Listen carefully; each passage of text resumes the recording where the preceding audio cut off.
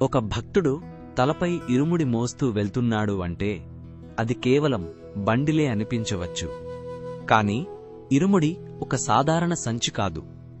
ఇది సమర్పణ కంటే ఎక్కువను మోస్తుంది. ఒక ఆత్మసమర్పణ పయనం. యాత్ర మొదలయ్యే ముందు ప్రతి వస్తువును శ్రద్ధతో సిద్ధం చేస్తారు. ఒకవైపు నెయ్యితో నింపిన కొబ్బరి అహంకారానికి శుద్ధి చేసిన రూపం. ఇంకోవైపు అన్నం, పసుపు, తాంబూలం, ఒక్కోటి ఒక ప్రార్థన, ఒక త్యాగం, ఒక విలువకు సంకేతం.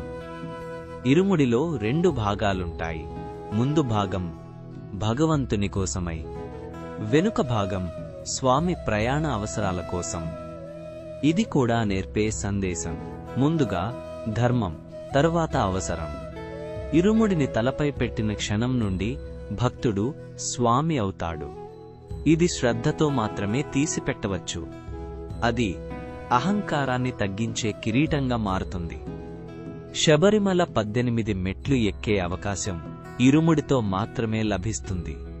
ఎందుకంటే ఆత్మసమర్పణ లేకపోతే ఉన్నతికి చేరలేరు.